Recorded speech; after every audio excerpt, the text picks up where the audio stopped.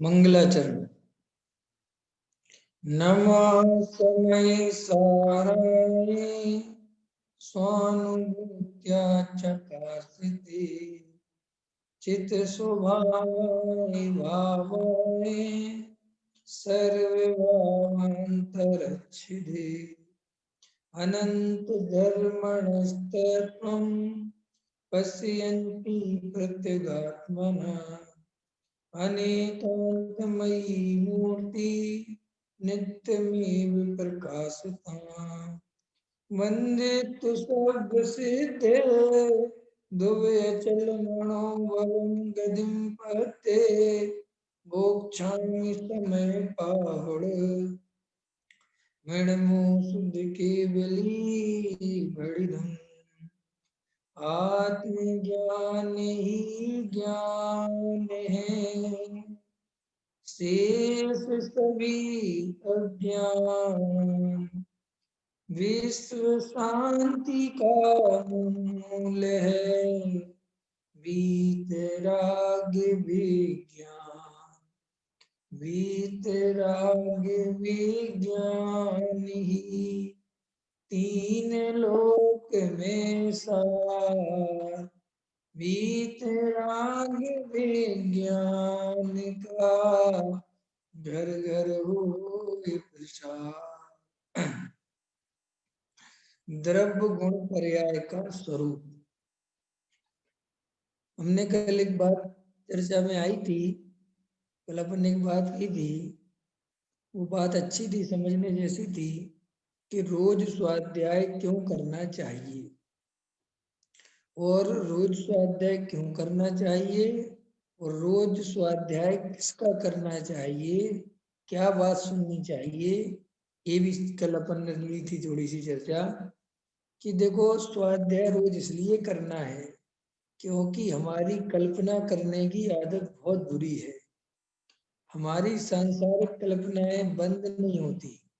हमारे अंतरंग में हम भविष्य की इतनी प्लानिंग करते रहते हैं और भूतकाल की बातों को इतना याद करते रहते हैं कि इन दोनों के बीच में जो हमारा वर्तमान है वो छूट जाता है, जबकि वास्तव में भूतकाल है नहीं, भविष्य काल हुआ नहीं। ख्याल में है कि नहीं है?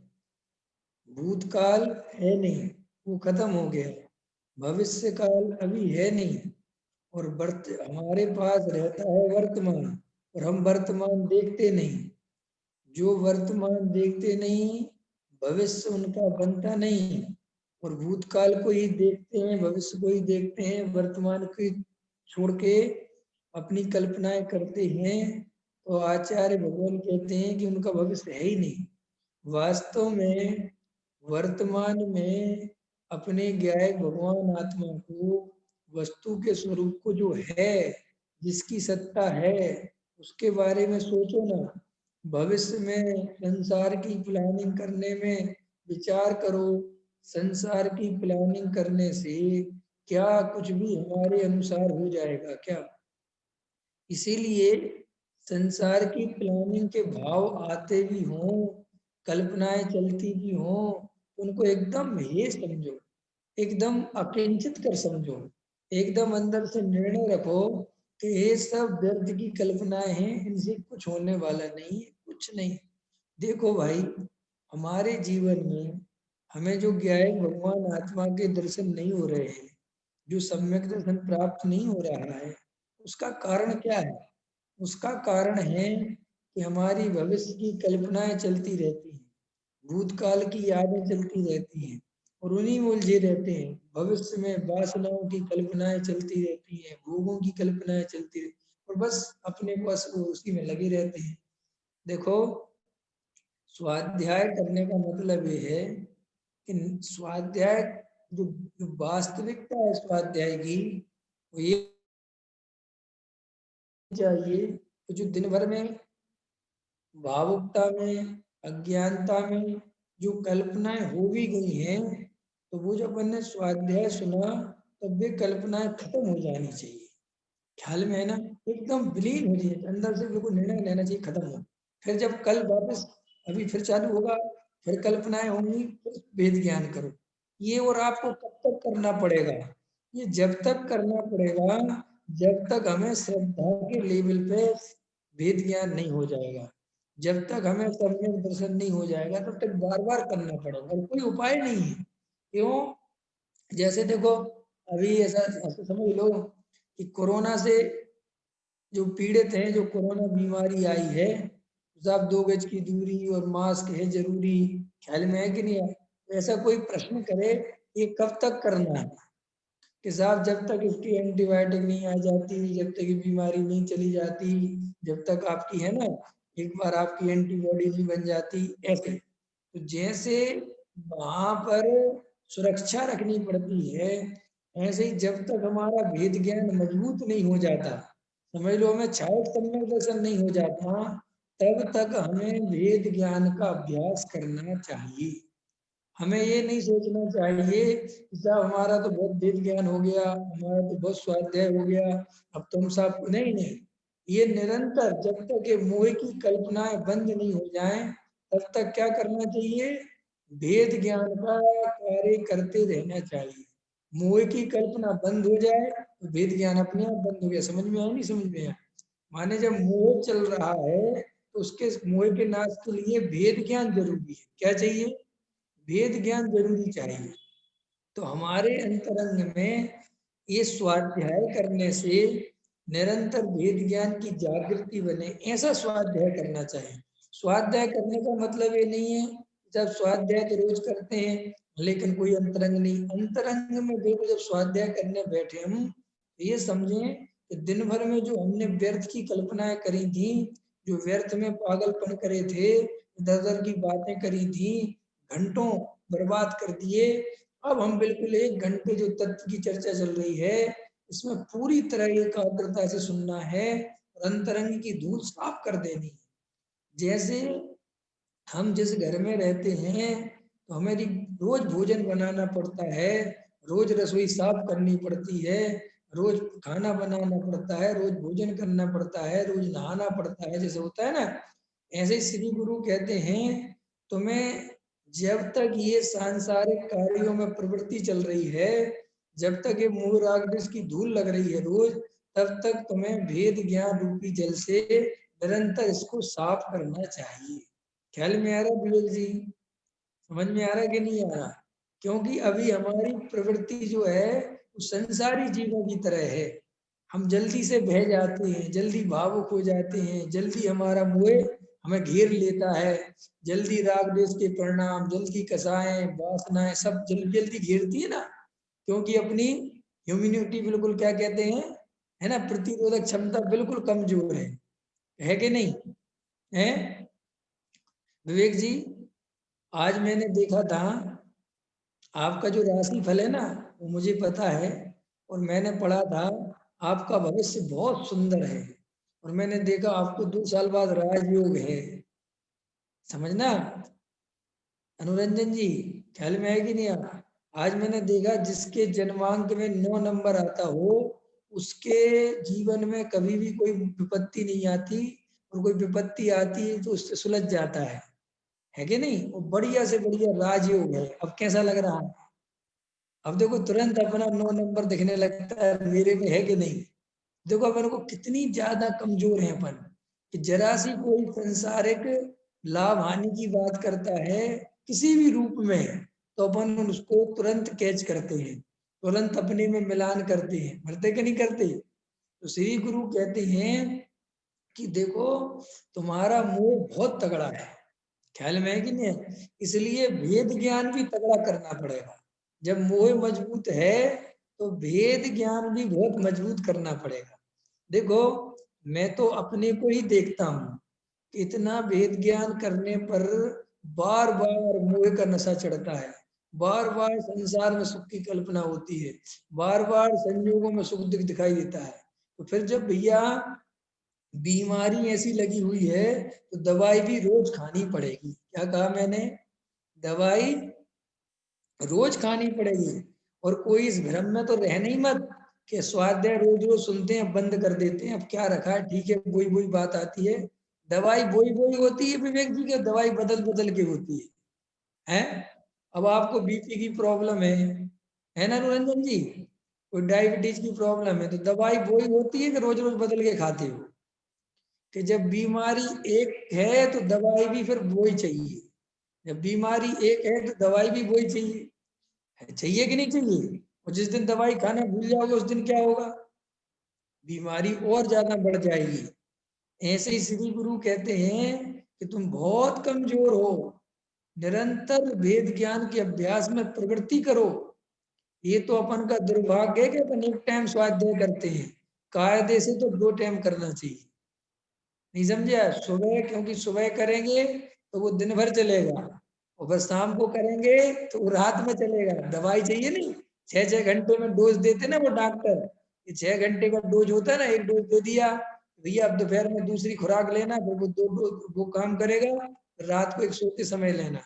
ऐसे अपन को भी 3 डोज लेने चाहिए स्वाध्याय है। लेकिन अपन तो एक डोज में ही जो है ना, बस अब रहन दो, उसमें भी कभी सुन लिया, कभी नहीं सुन लिया, कभी हो गया, कभी नहीं हुआ। मतलब आपका नहीं है, मेरा भी है ना, मैं भी आलस कर जाता हूँ ना, मैं भी फंस जाता हूँ ना कामों में। ख्याल में आया कि नहीं आया? अभी मैं धीरे धीरे, मैं ऐसा सोच रहा था, आज बैठे बैठे विचार कर रहा था कि आगे से मैं ऐसी सेटिंग बनाऊंगा कि भाई साहब, कोशिश करूंगा कि ट्रेन में ही फंस जाऊं ना तो भी स्वाध्याय करूं, ट्रेन में ही बैठ के स्वाध्याय करूं। ख्याल में है ना? चाहे जिसको सुनना वो सुनता रहे, लेकिन ये तत्व ज्ञान की बात निरंतर चलनी चाहिए।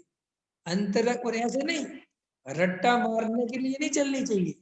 अंतरंग में जो धूल जमा होती है, उन परिणामों की चेकिंग के लिए, अंतरंग के अभिप्राय के लिए सब निरंतर भेद ज्ञान का अभ्यास चाहिए। आज दिन भर में मैंने क्या क्या कल्पनाएं की थी, क्या वास्तव में वस्तु का स्वरूप वैसा ही है? पंकज जी, कुछ कल्पनाएं हुई थी कि नहीं? कुछ करी थी कल्पनाएं कि नहीं करी थी? करी थी ना। तो वे कल्पनाएं मिथ्या थी।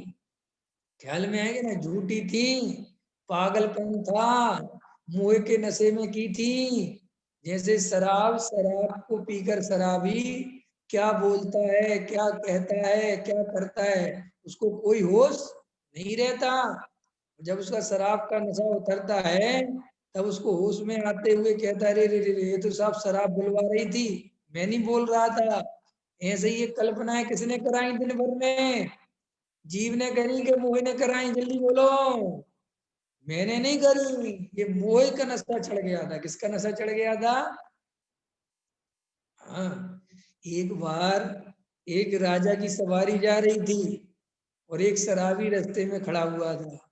तो राजा जब वहां से निकला तो राजा से कहता है, ओए, अपना हाथी बेचेगा क्या? क्या बोला? अपना हाथी बेचेगा क्या? तो राजा के जो जो साथ चलने वाले सैनिक थे, सेनापति थे, मंत्री थे, एकदम क्रोधित हो गए। जानता है तू किससे बात कर रहे हैं? उठा के तेरे को जेल में डाल देंगे, पागल है। अरे बोले, बकवास कर बंद करो, हाथी बेचना हो तो बोलो। राजा समझ गया इसको नशे में है। राजा ने कहा, इसको चुपचाप उठा के साथ में ले चलो, और उठा के ले गए और उसको जेल में डाल दिया। जब सुबह उसकी शराब उतरी, जब वो होश में आया, तो राजा ने कहा उसको बुला के ला। दरबार में लेके आए, तो राजा ने बोला, बोलो भाई, कितने में खरीदोगे हाथी?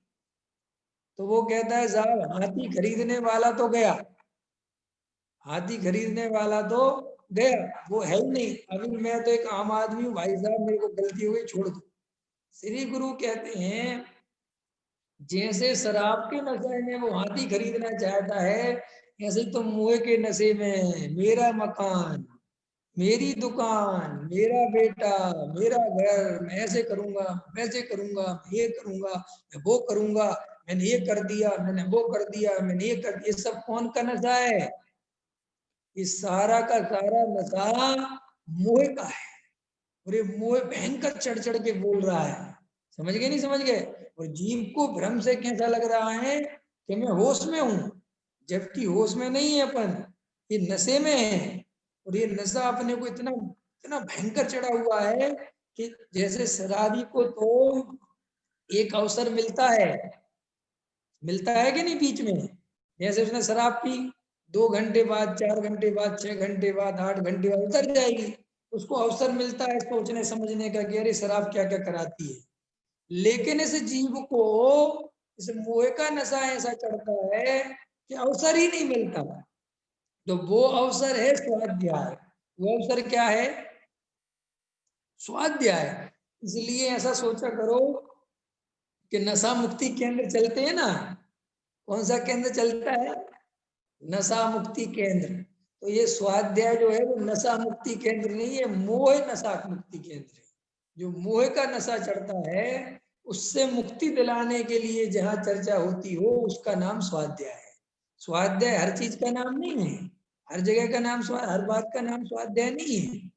जहां मोह, चोटामल जी साहब ने क्या लिखा, जिनवाणी की परिभाषा क्या बताई? जो वीतरागता की पोषण हो। जहां वीतरागता का पोषण हो, जहां राग द्वेष कम करने की बात हो, राग द्वेष के नाश करने की बात हो, वो ही जिनवाणी है। ऐसे ही स्वाध्याय कौन सा है? स्वाध्याय वो है जो पर द्रव्य के एकत्व, ममत्व, कर्तृत्व, भोक्तृत्व को मिटा दे।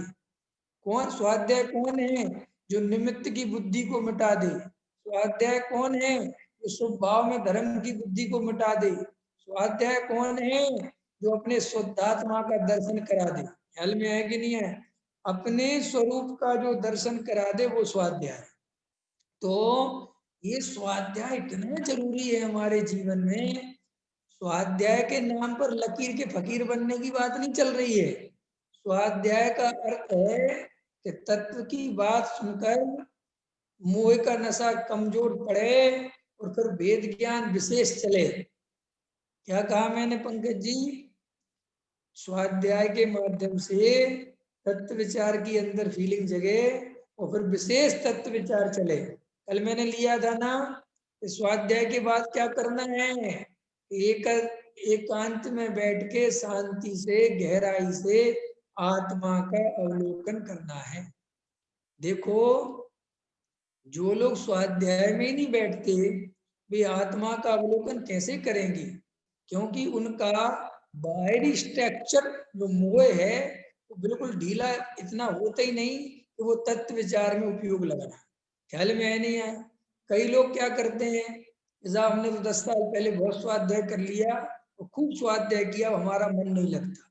मन लगेगा ही नहीं क्योंकि तुमने क्षयोपम ज्ञान को स्वाध्याय समझ लिया। क्या कहा मैंने? इसलिए बहुत से मुमुक्षुओं को, बहुत से तत्व अभ्यासियों को हम जानते हैं जो एक उम्र तक बहुत एनर्जी के साथ स्वाध्याय में लगे हुए थे, फिर उसके बाद उनको आलस, प्रमाद और अरुचि हो गई। अरुचि का कारण क्या है कि क्षयोपम ज्ञान से कोई काम करते हैं तो वो एक जानकारी के बाद अरुचि हो जाती है। क्योंकि जब हमें जानकारी जब तक नहीं होती ज्यादा तब तक तो रुचि रहती है सुनने समझने की। फिर जब सब परिचय बढ़ जाता है, अरे वही बात है, ठीक है, जबकि वास्तव में बात तो वही आएगी, लेकिन उस बात का मजा अनुभव से आएगा। क्या कहा मैंने? उस बात का मजा अनुभव से आएगा। इसलिए जीव को अपने स्वरूप की अनुभूति के द्वारा ही अपने आनंद की प्राप्ति होती है। ये बाहर में क्षयोपम बढ़ा लेने से एक ना एक दिन अरुचि हो जाएगी। तो क्षयोपम का नाम स्वाध्याय नहीं है। शास्त्र सुनने का नाम स्वाध्याय नहीं है। शास्त्र सुनकर मोह का नशा उतरे, इसका नाम स्वाध्याय है। क्या कहा मैंने? शास्त्र को सुनकर मोह का नशा उतर जाए, इसका नाम स्वाध्याय है। तो अभी अपन इस पे चर्चा ले रहे हैं कि निरंतर स्वाध्याय करना क्यों जरूरी है। क्योंकि निरंतर मिथ्या कल्पनाएं चल रही हैं कि नहीं चल रही हैं? और सुनो, किसी को सम्यक दर्शन हो उसको तो स्वाध्याय जरूरी नहीं है ना। अगर ऐसा होता तो फिर सम्यक दृष्टि के सठ आवश्यकों में स्वाध्याय है कि नहीं? सम्यक दृष्टि स्वाध्याय करता है कि नहीं? अरे सम्यक दृष्टि तो छोड़ो, मुनिराज भी स्वाध्याय करते हैं कि नहीं करते? क्यों करते हैं? तो मुनिराज कहते हैं कि हमारे दर्शन मोह का नाश भले ही हो गया लेकिन चारत्व मोह तो पूरा का पूरा चल रहा है। और चारत्व मोह की कल्पनाएं भी कोई कम कल्पनाएं हैं क्या? वो भी नाश करने योग्य हैं। ख्याल में है कि नहीं आया? तो देखो, ये जो कल चर्चा ली थी कि स्वाध्याय अपन को बहुत गहराई से और बहुत रुचि पूर्वक करना है। अगर किसी को स्वाध्याय में अरुचि भी हो रही हो, ऐसा लगता हो कि यार वही वही बात है, तो समझो भैया, अरुचि करने से तो तुम घाटा कर बैठोगे, कोई फायदा विशेष नहीं होगा और मोह का नशा भयंकर चढ़ जाएगा। इसलिए अरुचि भी हो तो अभी स्वाध्याय सुनना, बैठना स्वाध्याय में, और बार बार निरंतर जो स्वाध्याय के आगे का कदम, ध्यान, एकांत में तत्व विचार, उसकी ओर बढ़ना। क्योंकि ध्यान ही असली आनंद को देने वाला है। स्वाध्याय से ध्यान की ओर बढ़ते हैं, ध्यान से आत्मा की ओर बढ़ते हैं, और आत्मा के अनुभव से सम्यक दर्शन होता है। समझ में आ गया? मार्ग ऐसा है। जो स्वाध्याय करके ही संतुष्ट हैं और तत्व विचार में उपयोग नहीं लगाते, वे जीव सम्यक दर्शन नहीं ले सकते। इस बात को नोट करो। क्या कहा मैंने विवेक जी? जो जीव स्वाध्याय अकेला करके संतुष्ट हो जाते हैं और तत्व विचार में उपयोग नहीं लगाते, उन्हें सम्यक दर्शन नहीं होता। पूजा पाठ करने वालों की तो बहुत लोग बुराई करते हैं ना, कि सब पूजा पाठ करके संतुष्ट हो गए। लेकिन अगर तुम स्वाध्याय करके संतुष्ट हो गए तो बात तो वहीं की वहीं रही। उससे क्या फर्क पड़ता है? कोई 2 सब्जेक्टों में फेल हुआ, कोई 3 सब्जेक्टों में फेल हुआ, और कोई 1 सब्जेक्ट में फेल हुआ। अच्छा, इनमें अंतर है क्या? बोलो कि साहब वो तो 5 सब्जेक्ट में फेल हुए, हम तो 4 में ही हुए। कि भैया 4 में क्या, 2 में क्या, 3 में क्या, 1 में क्या, फेल हुए तो फेल की ही डिग्री होगी, पास नहीं माने जाओगे। अरे कोई प्रायोगिक लब्धि तक गया और कोई विशुद्धि लब्धि तक गया, कोई देशना लब्धि तक गया, लेकिन करण लब्धि तक नहीं गया, तो सम्यक दर्शन किसे हुआ? कोई ऐसा कहे नहीं साहब मैं प्रायोग उपलब्धि तक तो गया, एक प्रायोग उपलब्धि तक तो गए लेकिन कर्ण उपलब्धि में नहीं गए, तो सम्मिश्रण नहीं होगा। ऐसे ही हम ऐसे मन में सोचें कि अरे बहुत सारे लोग हैं वे तो स्वाध्याय भी नहीं करते और वो तो मंदिर भी नहीं जाते और वो तो अभक्ष भी खाते हैं और हम लोग तो बहुत अच्छे हैं। सुनो, भ्रम में मत रहना। मोह का नाश जब तक नहीं हुआ तब तक कुछ भी नहीं हुआ। ख्याल में आया? इसलिए अपने को भ्रम से अहंकार का पोषण तो करना ही नहीं, अपने को बड़ा तो मानना ही नहीं। जैसे आप सम्यक हो जाए तब तो बड़ा मान ले, कि तब बड़ा कोई मान सकता नहीं। सम्यक दर्शन होने के बाद तो सभी जीव भगवान दिखाई देते हैं। निगोदिया जीव में भी सिद्ध भगवान दिखाई देते हैं, इतनी ताकत है सम्यक दर्शन की। ख्याल में आया कि नहीं आया? हाँ, कुछ छोटी मोटी बात है क्या? अरे मिथ्या दृष्टि को दिखाई देते हैं छोटे बड़े, ये छोटा है, ये बड़ा है, ये गरीब है, ये अमीर है, ये काला है, ये गोरा है, ये मोटा है, ये पतला है, ये सुंदर है, असुंदर है। सम्यक दृष्टि को तो सभी जीव एक जैसे भगवान दिखाई देते हैं। और ये तक दिखाई देता है कि ये जीव मेरे से पहले सिद्ध बन सकता है। बन सकता है कि नहीं बन सकता? ऐसा हो सकता है कि नहीं हो सकता? आप लोगों को स्वाध्याय में सुना रहा हूं और आप मेरे से पहले मोक्ष जा सकते हो कि नहीं जा सकते? आपको मेरे से पहले से बोलो जो मुनि बन सकते हो कि नहीं होते? कोई वस्तु स्वरूप ऐसा है कि कोई ऐसा नहीं है भैया। क्या पता किस जीव की कब योग्यता जगे, कैसे जगे। देखो, आज मैं एक बात कर रहा था हमारे एक मित्र से, उनसे मैंने एक बात कही थी, जीवन का परम सत्य क्या है? जीवन का परम सत्य है कि तुम यहाँ पर सदा काल के लिए नहीं आए हो। क्या है जीवन का परम सत्य? तुम यहाँ सदा काल के लिए नहीं आए हो, एक काल विशेष बाद यहाँ से छोड़ के जाओगे। ख्याल में आया? इसीलिए जो ये बात समझकर हमेशा छोड़ने के लिए तैयार है वो सम्यक दृष्टि है। क्या कहा मैंने? जो कभी भी यहाँ रुकने के लिए पैर पसारता नहीं है, रहता तो है, संसार में रहता तो है लेकिन संसार में घर नहीं बनाता, उसका नाम क्या है? सम्यक दृष्टि। संसार में घर नहीं बनाता का अर्थ है संसार में एकत्व नहीं करता, संयोगों में एकत्व नहीं करता, रहता तो संयोगों के बीच में है। हमारे आप ही जैसा सम्यक दृष्टि जीव है, लेकिन मुझसे कोई कहे कि तुम्हारी ये पर्याय छोड़ने का समय आ गया है, तो सम्यक दृष्टि क्या करेगा? रोएगा। सम्यक दृष्टि क्या करेगा? तकलीफ होएगी उसे। सम्यक दृष्टि कहेगा बिल्कुल यही सच्चा स्वरूप है, समय पूरा हो गया, समाधि मरण का समय है। समाधि मरण माने क्या? जो सुख प्रेम पूर्वक प्रसन्नता पूर्वक इस पर्याय को छोड़ने को राजी है, उसका नाम है समाधि। ख्याल में आएगी? ये समाधि की परिभाषा सहज ही निकल के आ रही है। क्या कहा मैंने? जो सहजता से प्रसन्नता पूर्वक आनंद पूर्वक इस पर्याय को छोड़ने को राजी है, उसका नाम है समाधि। समाधि का सीधा सा अर्थ है समता भाव को धारण करने वाला। उस समता भाव का अर्थ नहीं समझते हम लोग। समता भाव का अर्थ होता है जो समता पूर्वक माने समभाव पूर्वक माने सम्यक दर्शन पूर्वक जैसा वस्तु का स्वरूप है उसे सहज स्वीकार है। वस्तु का कैसा स्वरूप है? बोलो भैया, कैसा स्वरूप है वस्तु का? जिस पर्याय का जन्म हुआ है उस पर्याय का मरण होगा। ख्याल में है कि नहीं आया? ये वस्तु का स्वरूप है। पर्याय चेंजेबल है, ये वस्तु का स्वरूप है। द्रव्य कभी बदलता नहीं, ये वस्तु का स्वरूप है। पर्याय बदले बिना रहती नहीं, ये वस्तु का स्वरूप है। देह और आत्मा कभी मिलकर एक होते नहीं, ये वस्तु का स्वरूप है। देह आत्मा का कोई कार्य करता नहीं, ये वस्तु का स्वरूप है। आत्मा देह का कोई कार्य करती नहीं, ये वस्तु का स्वरूप है। समझ गए नहीं समझ में? एक गुण दूसरे गुण रूप होता नहीं, ये वस्तु का स्वरूप है। एक द्रव्य दूसरे द्रव्य का कर्ता धर्ता नहीं है, सभी द्रव्य स्वतंत्र हैं, ये वस्तु का स्वरूप है। अपने स्वरूप में रमोगे तो ही सुख पाओगे, ये वस्तु का स्वरूप है। ख्याल में आया कि नहीं आया? और कोई उपाय नहीं है, बस ये सम्यक दृष्टि को स्वीकार है। इसीलिए सम्यक दृष्टि को इस संसार को छोड़ने का कोई दुख नहीं होता।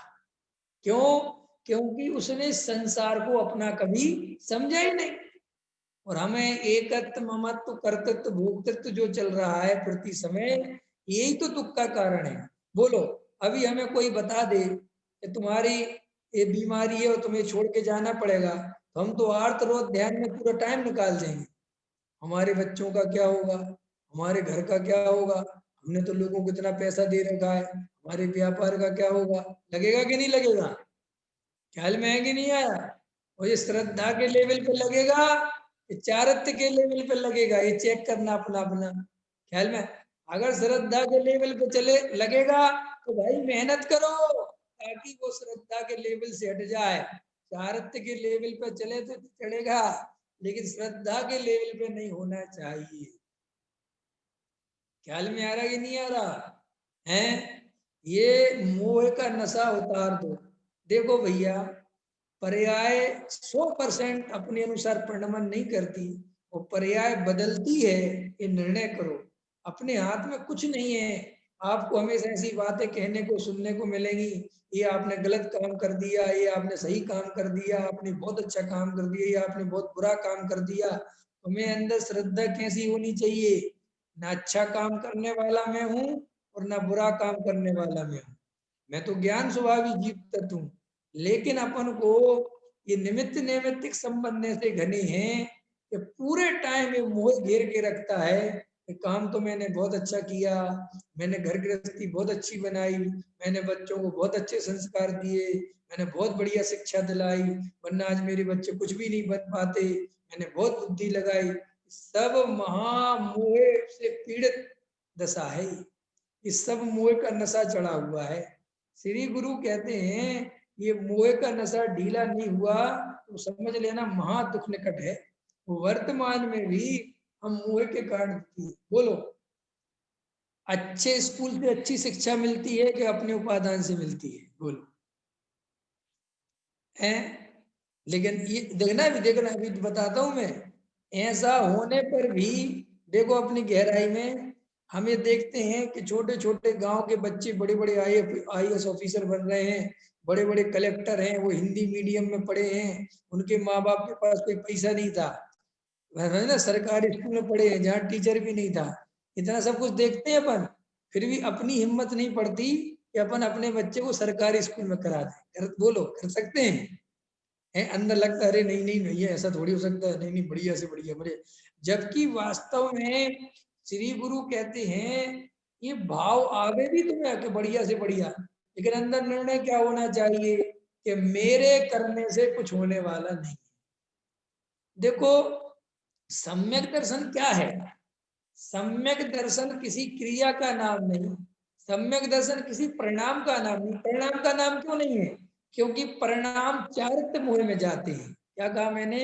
जो विकल्प आते हैं ना, विकल्प, अब मुझे विकल्प आ रहा मेरे बेटे की यार अच्छी स्कूल हो जाए, ये सम्यक दर्शन मिथ्या दर्शन नहीं है। ये तो चारित्र मोह का विकल्प है, क्योंकि विकल्प की जो जाति है वो चारित्र मोह से होती है। विकल्प किसकी जाति का है? ये जितने भी परिणाम आते हैं, जो भी परिणाम आते हैं, ये सब चारित्र मोह के उदय के निमित्त के परिणाम चलते हैं, जो भी राग देश।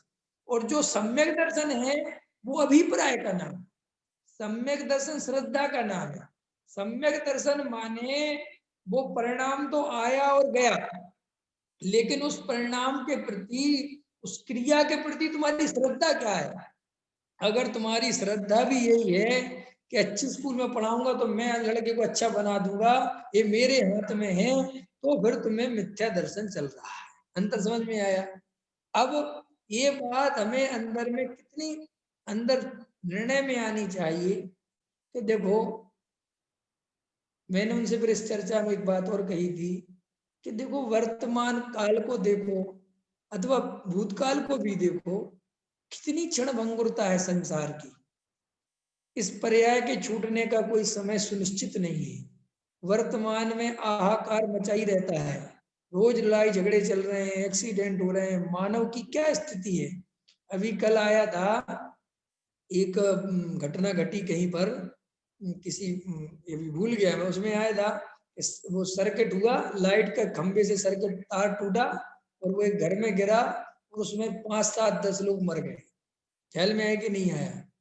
अब वो मुझे बताओ, वो लाइट का सर्किट अपने यहाँ भी हो सकता है कि नहीं? हो सकता है। भूकंप आ सकता है कि नहीं? आ सकता है। बिल्डिंग गिर सकती है कि नहीं? गिर सकती है। हार्ट अटैक आ सकता है कि नहीं? आ सकता है। बोलो बोलो, हो सकता है कि नहीं? अभी कैंसर हो सकता है कि नहीं? ऐसा हो सकता है।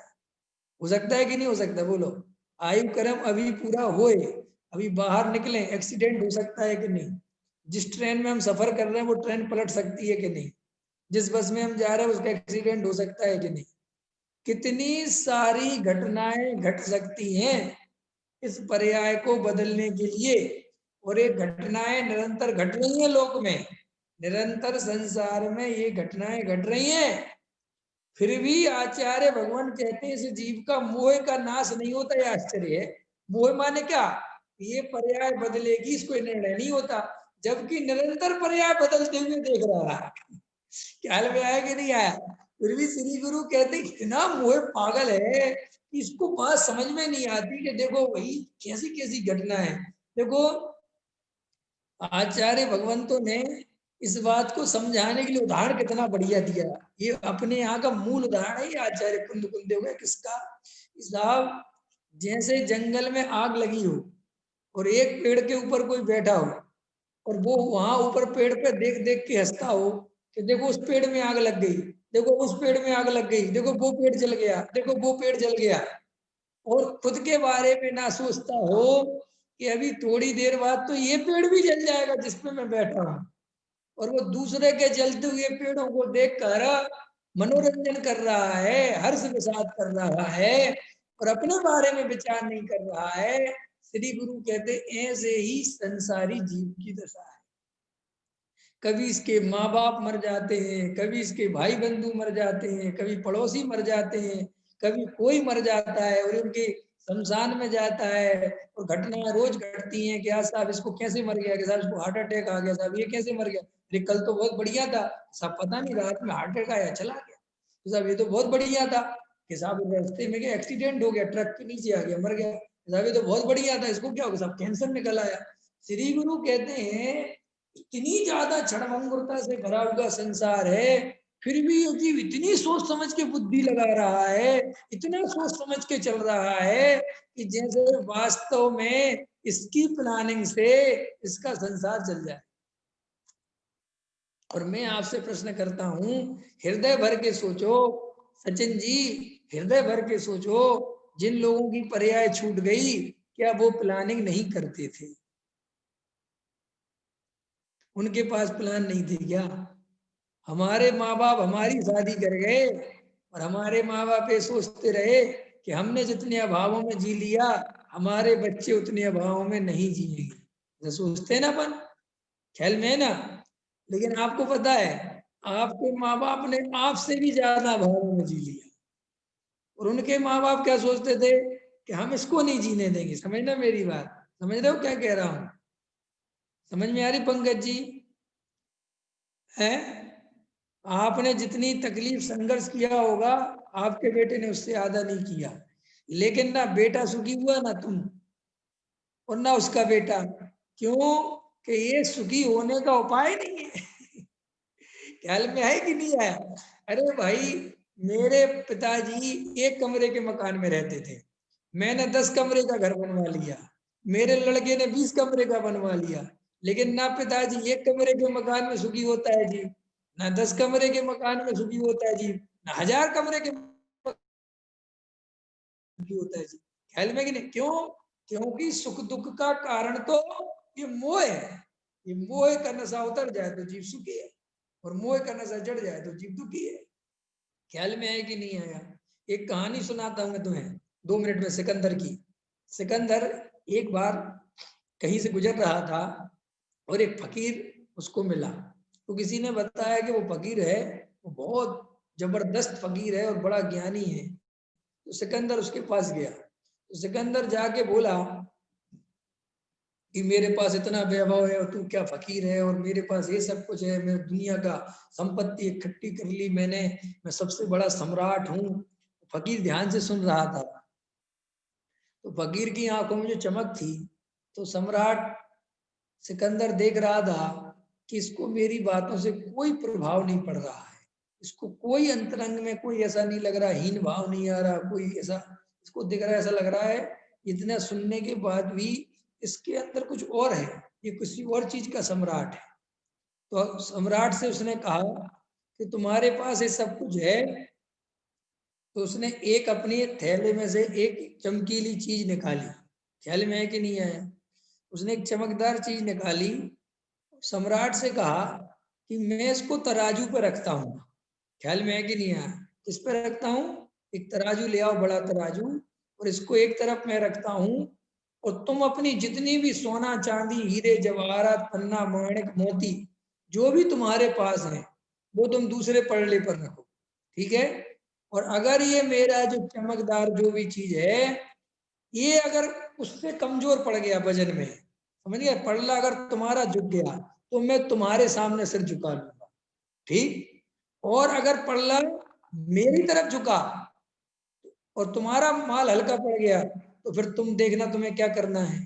तो एकदम सम्राट को लगा, सिकंदर को कहने लगा ये पागल वागल हो गया है क्या, इसकी इतनी सी चमकदार चीज, और मेरे पास तो पता ही नहीं कितना वैभव है, कैसी बातें करता है। तो अभी सम्राट ने कहा करने से करके देखते हैं। तो उसने एक पल्ले पर अपनी वो चमकदार चीज रखी, और दूसरी तरफ सिकंदर ने बहुत सारी दुनिया भर का सोना रखा, बहुत सारा सब कुछ रखा, लेकिन पड़ला तो फकीर का ही भारी रहा। तो एकदम सिकंदर तो एकदम समझ लो आश्चर्य पड़ गया, एकदम देखते चकित हो गया, क्या हो रहा है। बहुत ध्यान से देखा, उसने कहा ये क्या हो रहा है, और रखवाया और रखवाया, बहुत रखते रखते भी पड़ला तो फकीर का ही भारी रहा। सिकंदर एकदम पैरों में झुक गया, एकदम नमस्कार करके बोला महाराज मेरे से कोई गलती हो रही है, कोई रहस्य है इसमें, कृपया मुझे रहस्य बता। उसने कहा रहस्य बताने जैसा कुछ भी नहीं है, और ना तुम समझ पाओगे इस रहस्य को, क्योंकि तुम्हारे ऊपर सम्राट पने का अहंकार चढ़ा हुआ है। ख्याल में है कि नहीं है? तो उसने क्या किया कि जरा सी अपने पैर की तरफ से धूल ली और उसने उस चमकदार चीज पे डाल दी, जरा सी धूल। और जैसे ही धूल डाली तो एकदम सिकंदर का पल्ला भारी हो गया। ख्याल में आया कि नहीं आया? धूल डालते ही क्या हो गया? सिकंदर का पल्ला भारी हो गया। तो एकदम सिकंदर और ज्यादा घबरा गया कि ये क्या हो रहा है भाई। ये तो और गजब की बात हो गई। कह रहा महाराज अब तो मैं यहाँ से नहीं जाऊंगा, आपको तो बताना ही पड़ेगा कि अब क्या है ये, क्या चीज है। तो उसने कहा कि ये है मनुष्य की आंख। क्या है चमकदार वस्तु? मनुष्य की आंख। आंख माने चैतन्य, समझ लो। उसने कहा ये चैतन्य है, मनुष्य की आंख है, और जब तक ये साफ थी तब तक तुम्हारी दुनिया की संपत्ति इसको झुका नहीं सकती थी, इसका वजन ज्यादा था। और जैसे ही मैंने इस पे धूल डाली, ख्याल में है कि नहीं आया? जैसे ही मैंने इस पर धूल डाली तो ये बेकार हो गई और तुम्हारा पल्ला भारी हो गया। तो बोले साहब ये क्या समझ में आया? समझ में नहीं आया। बोले समझो, जो मनुष्य है अगर उसके जीवन में मोह राग देश की धूल नहीं होती, क्या नहीं होती? मोह राग देश की धूल नहीं होती, तो वो इतना आनंद में होता है कि संसार का कोई भी आनंद उसके सामने टिक नहीं सकता। ख्याल में आया? हमेशा उस अतीन्द्रिय आनंद का वजन संसार के अनंत सुख से भरा बड़ा रहेगा। ख्याल में आया कि नहीं आया? और बोले जैसे ही इस पे धूल पड़ी, किसकी? जैसे ही इस पर धूल पड़ी तैसे ही तुम्हारा पड़ला भारी हो गया। तो बोले धूल का क्या मतलब है? बोले धूल का मतलब है सपनों की धूल। मनुष्य ऊपर काय की धूल पड़ी हुई है? सपनों की धूल, कल्पनाओं की धूल, मोह राग देश की धूल, वासनाओं की धूल, भविष्य की धूल पड़ी है कि नहीं पड़ी? जिसके कारण मनुष्य अतीन्द्रिय सुख से वंचित रह रहा है, जिसके कारण ये जीव सच्चे सुख को नहीं भोग पा रहा है। अगर इस जीव की मिथ्या कल्पनाएं बंद हो जाएं, इसे समझ में आ जाए कि वस्तु का परिणाम निश्चित है, उसमें कोई हेर फेर करने की व्यवस्था नहीं है, सभी जीव अपनी अपनी योग्यता से, सभी द्रव्य पुद्गल धर्म धर्म आकाश काल जीव सभी अपनी योग्यता से परिणाम कर रहे हैं, कोई किसी का करता धरता नहीं है, सिद्धों तक व्यवस्था व्यवस्थित है, कहीं कुछ हेर फेर नहीं करना है, कोई किसी का करता धरता नहीं है। अगर इस जीव को ये बात स्वीकार हो जाए और मिथ्या कल्पनाएं बंद हो जाए, ये समझ में आ जाए कि किसी भी प्रकार की संपत्ति, किसी प्रकार की संपत्ति, चाहे वो स्त्री हो, चाहे पुत्र हो, चाहे मकान हो, चाहे दुकान हो, चाहे धन हो, चाहे दौलत हो, चाहे जो भी दौलत शोहरत जो कुछ भी है, ये सब मेरे नहीं है और मेरे सुख के कारण नहीं है, ये तो उल्टा दुख के कारण है। दुख के कारण किस प्रकार से हैं कि इनमें जो मैं अपना योग उपयोग खर्च करता हूं, इससे दुख ही उत्पन्न होता है। क्या उत्पन्न होता है? सुख तो उत्पन्न नहीं होता ना। ये जो अपन परद्रव्यों में सोना चांदी रुपया मकान दुकान में जो अपन कल्पनाएं करते हैं, तो वहां से जीव को क्या मिलता है? ओनली आकुलता, सिर्फ आकुलता ही मिलती है। एक बात बताओ, स्त्री पुत्र मकान दुकान से कोई सुख मिलता है?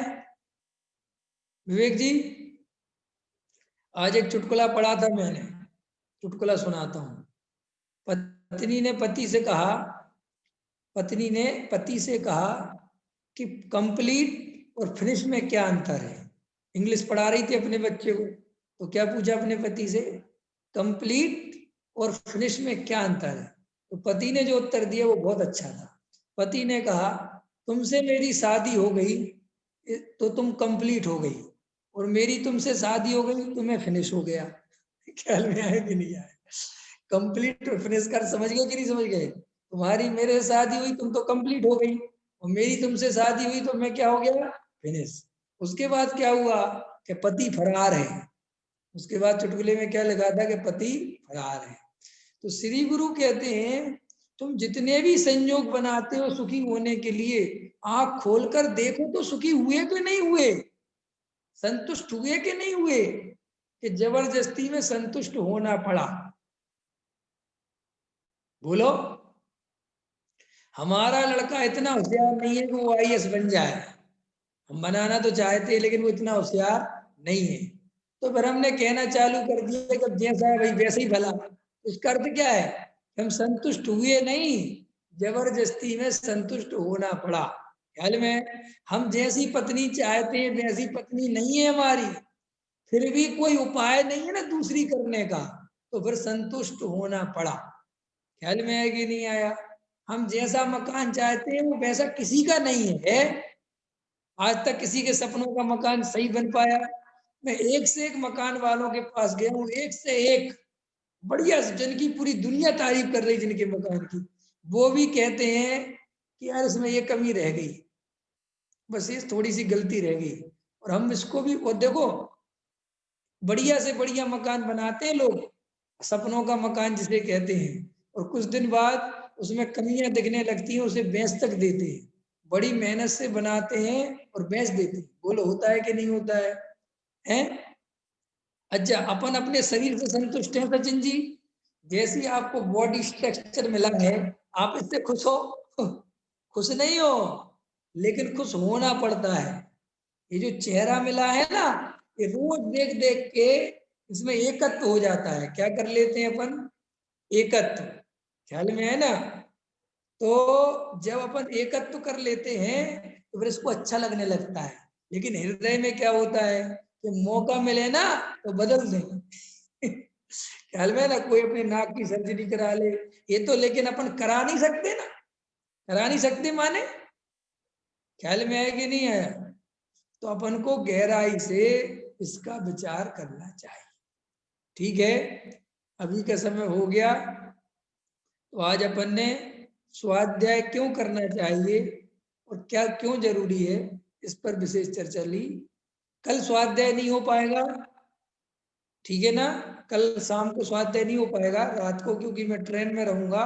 तो परसों, परसों भी ट्रेन में रहूंगा, तो कल और परसों नहीं हो पाएगा। ठीक है, सभी विशेष बात का ध्यान रखें, कल और परसों।